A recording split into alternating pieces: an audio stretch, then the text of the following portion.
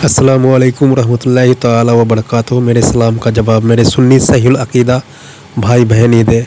जैसा कि आप सभी को पता है, आजकल जो नाम निहाद हसमती कहलाने वाले लोग हैं, जैसे सनाबिल, सुमाइल और ये जो हसमती सिलसिले का दामाद बनने वाला नकीबुर रहमान जो सीतामढ़ी बिहार का रहने वाला है, ये लोग कभी सनाबिल ढोल को जायज़ कह रहा है, कभी ये नकीबुर रहमान जो है कव्वाली को मजामीन के साथ सुनने के लिए बता रहा है, और ये इल्ज़ाम लगा रहा है कि आला हज़रत के जो पीर साहब है उन्होंने ये जायज़ किया है। तो इस तरह का ये लोग बता रहा है, किताब का नाम भी बता रहा है, मगर किस जगह लिखा हुआ है, क्या लिखा हुआ है, ये नहीं बताता है। ये लोग अक्सर आवाम को धोखे में रखता है। और हम लोगों ने काफ़ी समय से हम लोग सुन रहे हैं कव्वाली, बहुत सारे लोग सुनते हैं, बहुत सारे सुन्नी भाई कव्वाली सुनते हैं, मगर ये कव्वाली जो म्यूजिक के साथ, ढोल के साथ जो सुना जाता है वो हराम होता है।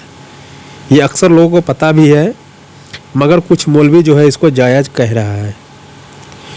और कव्वाली सुनना जो है वो जायज़ है, लेकिन जो उसमें म्यूजिक के साथ जो ढोल बाजे ये सब जो बजता है ये हराम करार दिया गया है, मगर ये लोग उसको भी जायज़ कह रहा है।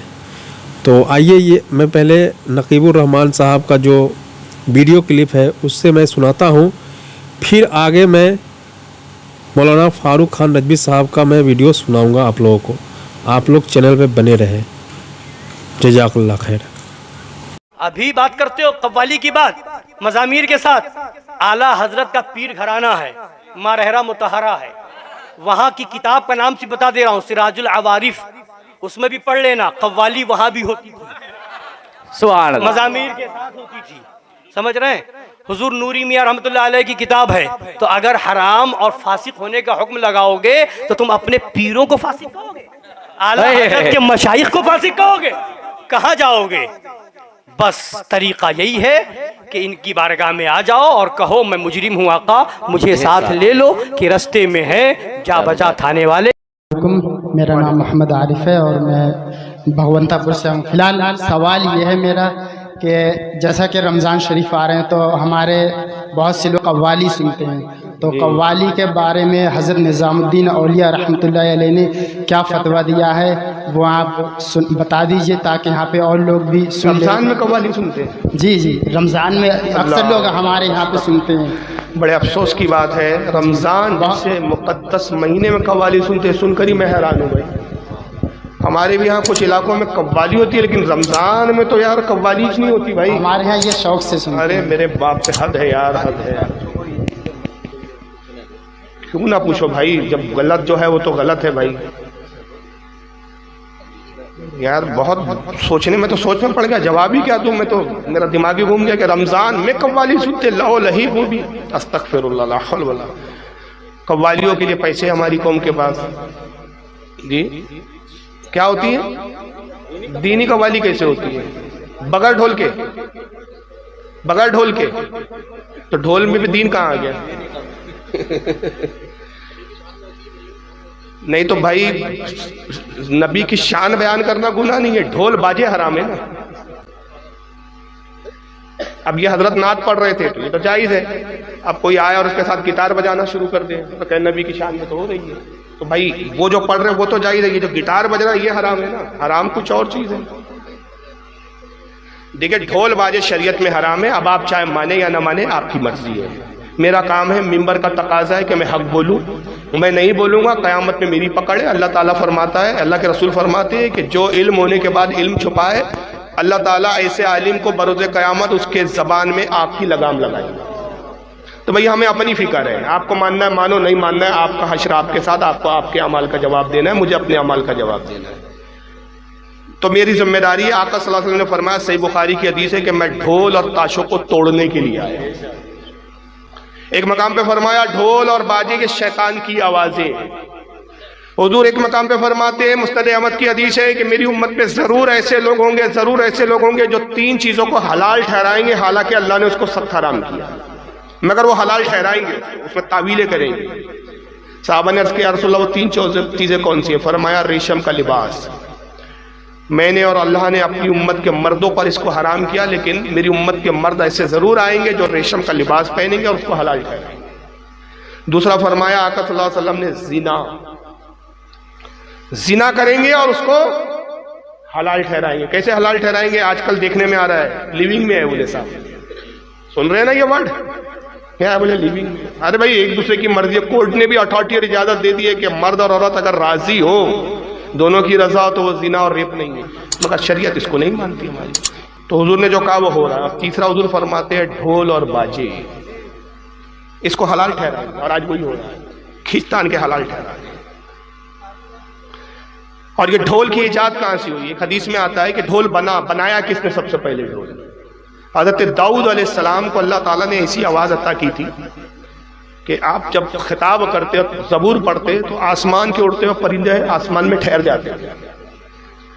दरिया के किनारे आप पढ़ते हुए चलते, जब तरन्नुम से अल्लाह का कलाम पढ़ते, अल्लाह की तारीफ करते, पानी थम जाता था, जम जाता था, पहाड़ हवाओं में झूमने लगते थे। तो आप हर हफ्ते एक मजलिस मुनक्किद करते और वहाँ अल्लाह के अजाब से लोगों को डराते और अल्लाह की तरफ बुलाते। जब अजाब इलाही पर आप बयान करते, लोगों पर ऐसा खौफ तारी होता, महफिल आवाज़ ख़त्म होती तो कई लोगों की रूहें निकल जाती, जनाजे उठते। तो हज़रत दाऊद अलैहिस्सलाम ने ख्याल किया कि ये मेरी वजह से होता है, मैं लोगों को अल्लाह के खौफ में डराता हूँ, रुलाता हूँ, अल्लाह के अजाब की तरफ बताता हूँ, अल्लाह के अजाब से डराता हूँ, तो ये मर जाते हैं, तो गोया इनकी मौत का जिम्मेदार मैं। लेकिन अल्लाह का हुक्म था कि आप उम्मत को तबलीग कीजिए। तो आपने ये किया कि हफ्ते की बजाय आपने 15 दिन में एक बार महफिल मुनक्किद की, हफ्ते की महफिल को छोड़ दिया, 15 दिन में एक बार खिताब कर दिया, तब भी मरने वालों की तादाद में कमी नहीं हुई। फिर आपने इरादा किया कि महीने में एक बार खिताब कर दिया, तो आपने महीने में एक बार खिताब किया, तब भी देखा कि लोग मर ही रहे, तो आपने ख्याल किया कि अब साल में सिर्फ एक ही बार खिताब कर। तो अल्लाह ताला ने वही भेजी हज़रत दाऊद को, कहा है दाऊद, अब आप साल में एक बार नहीं बल्कि महीने में एक बार किया कीजिए। और है दाऊद, जो आपकी महफिल वाज में इंतकाल करते हैं, आप ये ना सोचिए कि आप उनकी मौत के जिम्मेदार हैं। कोई कितना ही बड़ा गुनाहगार हो, जब आपकी महफिल वाज में उसका इंतकाल होता है, हम ना उसका हिसाब लेते हैं ना किताब लेते हैं, उसको जन्नत में दाखिल करते हैं।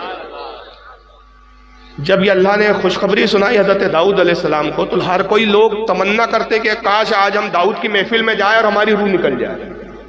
तो ये देखकर इब्लीस बड़ा परेशान हो गया कि दाऊद की महफिल क्या हो गई, गोया ये तो नजात का जरिया बन गई। तो लोगों को इस महफिल से कैसे बरहम करें, कैसे हटाएं, कैसे बिखरा दें। उसने अपने चेले चपाटों को जमा किया और बड़ा गौर व फिक्र किया। तो उसके चेलों ने मिलकर और इब्लीस ने मिलकर एक ढोल बनाया। और ये हदीस है, ये किसी मौलवी का कौल साहब नहीं, इसको शाह अब्दुल हक मौदी से दहलवी ने अपनी मकतूबात में लिखा, हवाला भी दिखा रहा हूँ। उसने बड़ी मेहनत कर एक ढोल बजाया, फिर उसके सुर और ताल ईजाद की, बजाने का उसका ढंग बनाया उसने, और उस दिन का इंतजार करने लगा जिस दिन हज़रत दाऊद अलैहिस्सलाम की महफिल का दिन था। उनकी वाज की महफिल मुनक्किद हुई, और जैसे उन्होंने वाज शुरू किया, कुछ दूर पर एक पहाड़ी और एक टीला था, उस टीले पे इब्लीस बैठा और उसने ढोल बजाना शुरू किया। जब सुर और ताल के साथ उसने ढोल बजाया, तो आपके वाज में से कुछ लोग उठे और उस तरफ गए। तो आपने कहा, लोगों उधर ना जाओ, खुदा की कसम, जो उस तरफ जाएगा वो गुमराह हो जाएगा। और उन्होंने कहा, दाऊद तेरा आवाज तो हम सुनते आ रहे हैं, ये आवाज, ये मौसीकी, ये आवाज हमने पहली बार सुनी और इसमें हमें बड़ा सुरूर और मजा आ रहा। हमने इस तरह की आवाज, इस तरह का सुरूर पहले नहीं पाया। नतीजा ये हुआ कि आधी उम्मत आपकी उठ के वो इब्लीस के जाके बैठ गई उसके इर्द, और वो उसी में मशगूल हो गए और गुमराह हो गए। आका फरमाते हैं कि ढोल की इजाद इब्लीस ने की, और इसीलिए की कि लोगों को अल्लाह के हिदायत से हटाकर गुमराहियत की तरफ। अब्दुल्लाह इब्न उमर कहते हैं कि मैं हुजूर के साथ था, सरकार ऊँट पे तशरीफ फरमा थे, मैं हुजूर के पीछे बैठा हुआ था। एक बस्ती से गुजरे तो वहाँ कुछ मुशरिकीन ढोल बजा रहे थे, आका ने अपने कानों में उंगली ठूस ली। अब्दुल्लाह इब्न उमर कहते हैं मैं उन दिनों नाबालिग था, तो नाबालिग पर कोई हुक्म शरा नाफिज नहीं होता, इसलिए हुजूर ने मुझे कोई ताकीद नहीं की। आप कान में उंगली डाले रहे और ऊँट बढ़ता रहा, और बार बार आप कहते इशारे से, अब्दुल्ला आवाज़ आ रही है यहाँ? वो कहते हाँ या रसूलल्लाह आवाज़ आ रही है। जब एक मकाम पे पहुंचे जहाँ आवाज़ बंद हो गई, तो उन्होंने कहा या रसूलल्लाह अब यहाँ ढोल बाजों की आवाज़ें नहीं आ रही। तो सरकार ने अपने उंगली हटाई कानों से और फरमाया, अब्दुल्ला याद रख ये ढोल बाजे शैतान की आवाज़ें हैं, اور یہ دل میں نفاق کو ایسے ہی پیدا کرتے ہیں جیسے گیلی زمین سبزے کو اگا دیتی ہے، گھاس کو اگ جاتی ہے نا گھاس گیلی زمین پہ، ویسے یہ نفاق کو پیدا کرتی ہے۔ یہ رسول اللہ کی حدیث ہے، کسی مولوی کا قول نہیں ہے۔ اب رہا بھائی سلسلہ چشتیہ میں قوالی سنی جاتی تھی، یہ لوگوں کے پاس دلیل ہوتی ہے، تو باقاعدہ سلسلہ چشتیہ کے بزرگوں کی کتابیں آپ کو پڑھنی چاہیے۔ نظام الدین اولیاء فواد الفواد میں لکھتے ہیں کہ ہمارے مشائخوں کی سما، یعنی محفل جو سما ہوتی ہے جس کو قوالی کہا جاتا ہے، وہ ڈھول باجوں کی تہمت سے پاک ہے۔ وہ صرف دف پر کلام پڑھتے ہیں ہمارے ہاں، دف کی اجازت ہے صرف۔ ایک زمانے میں جب نظام الدین اولیاء پہ تہمت لگی کہ نظام الدین اولیاء جو ہے صاحب ان کے ہاں جو قوالی ہوتی ہے ڈھول باجوں کے ساتھ ہوتی ہے، تو آپ نے اپنے ایک مرید خاص جو آپ کے خلیفہ بھی تھے حضرت فخر الدین کو کہا کہ فخر الدین اللہ نے تمہیں علم بھی دیا ہے، تم اس کی مذمت پر اس کے خلاف ایک کتاب لکھو اور میں اس پہ دستخط کرتا ہوں۔ حضرت مولانا فخر الدین نے کتاب لکھی قوالی کے خلاف، ڈھول باجوں کے خلاف، نظام الدین اولیاء نے دستخط کی اور اس میں جملے آپ نے تحریر فرمائے کہ ہمارے نزدیک ڈھول باجوں کے ساتھ قوالی ایسے ہی حرام ہے جیسے زنا حرام ہے۔ تو یہ سلسلہ مشائخ کے بزرگوں کا قول ہے، اب آپ نہ مانے تو آپ کی مرضی ہے، ہمارا کام ہے حق کہہ دینا۔ رمضان عبادتوں کا مہینہ ہے یار، یہ اللہ علیہ کا مہینہ نہیں ہے۔ نماز پڑھنے میں سب کو تکلیف ہوتی ہے، گھٹنوں میں درد ہوتے ہیں، پیروں میں درد ہوتے ہیں، قوالی میں تو مزہ آتا ہے بھائی صاحب، اس میں تھوڑی کوئی تکلیف ہوتی ہے۔ پوری رات بٹھا دو قوالوں پہ تو پھر ایسے نوٹ چلتے ہیں، لیکن امام کی تنخواہ کتنی ہونا ہماری؟ 6,000 5,000 7,000۔ امام تو ایسا ہو کہ جو سائیکل پہ چلے، بڑا پرہیزگار امام ہے بیچارہ، گاڑی نہیں خرید سکتا مولانا، گاڑی خریدے تو مولانا کو گاڑی کی کیا ضرورت ہے بھائی، اچھے کپڑے کی کیا ضرورت ہے، اچھے لباس کی کیا ضرورت ہے، مولانا تو پھٹیچر رہنا چاہیے۔ 5,000 میں گھر بھی چلائے، 5,000 میں مسجد بھی سنبھالے، 5,000 میں قوم کو ہدایت بھی کرے، قوم کی کوئی لڑکی بھاگ جائے تو ذمہ دار مولانا ہے۔ مولانا بولتے ہی نہیں یار مولانا اصلاح نہیں کرتے، مولانا یہ نہیں کرتے، ساری ذمہ داری مولانا پہ، نوازیں گے قوالوں کو، لاکھوں روپے لٹائیں گے، لاکھوں روپے بلائیں گے، لاکھوں میں آپ ان کو وہ کریں گے، لیکن مولانا کو آپ کو 5,000 6,000 سے اوپر دینا نہیں ہے، ساری ذمہ داری مولانا پر۔ تو یاد رکھیے آج کے دور میں 20,000 25,000 سے نیچے کسی کا گھر نہیں چل رہا ہے، مگر ہم نے اپنے عالموں کی حیثیت یہ بنا رکھی ہے 5,000 میں اس کا سب ہو جانا چاہیے۔ یہی وجہ ہے کہ نتیجہ کیا ہو رہا ہے، ہماری قوم میں قوال پیدا ہو رہے ہیں، اچھے علماء پیدا نہیں ہو رہے۔ آج خود مولوی اپنے بچے کو مولوی بنانا نہیں چاہتا کہ بھائی میں جس تکلیف سے میں گزرا اپنے بچوں کو اس تکلیف میں کیوں ڈالوں۔ ایک کلارک سے بھی گئی بیتی حالت ہم نے اپنے امام کی کر رکھی ہے، ہم بھانڈوں کو، پان کھانے والے، داڑھی منڈے قوالوں کو نوازنا چاہتے ہیں جس سے امت کا کوئی فائدہ نہیں، مگر جب جھگڑے ہو، لفڑے ہو، دین پر حملہ ہو تو قوال نہیں آئیں گا سامنے جواب دینے، مولانا یاد آئے گا۔ جب نبی کی توہین ہو تو وہی جس کو کہہ رہے تھے آپ قوال صاحب تو نبی کی شان میں پڑھ رہے تھے، تو اس قوال کو پکڑ کے لاؤ نا گردن، نبی کی شان میں توہین جلوس نکال رہے تو قیادت کر، چلا گیا آگے۔ وہ قوال قیادت نہیں کرے گا، قیادت مولانا کرے گا، جیل بھی مولانا جائے گا۔ نبی کی توہین ہو گئی، مولانا جواب آپ کو دینا، کیوں؟ قوال تو نبی کی شان بیان کرتا تھا، وہ اب کیوں نہیں آ رہا نبی کا دفاع کرنے؟ نہیں، وہ داڑھی منڈا بے نمازی جو نماز بھی نہیں پڑھتے ہو قوال، اور جب تک کفری اشعار نہیں پڑھتا 2-4 تب تک نوٹوں کی بات ساتھ نہیں ہوتی اس پر۔ جتنے کفری اشعار پڑھیں گا اتنا ہمارا مجمع جھومے گا، اوہ مزہ آ گیا۔ پیر کو جب تک خدا نہ بنا دے تو مزہ ہی نہیں آتا قوالی میں بھائی صاحب، اب پیٹ بھرا پیر بھی جھومتا رہتا ہے، نہ قوم کی اصلاح کی فکر، نہ قوم کا حال۔ کیا حال ہوگا؟ عذاب، یہ عذاب ہے آپ پر۔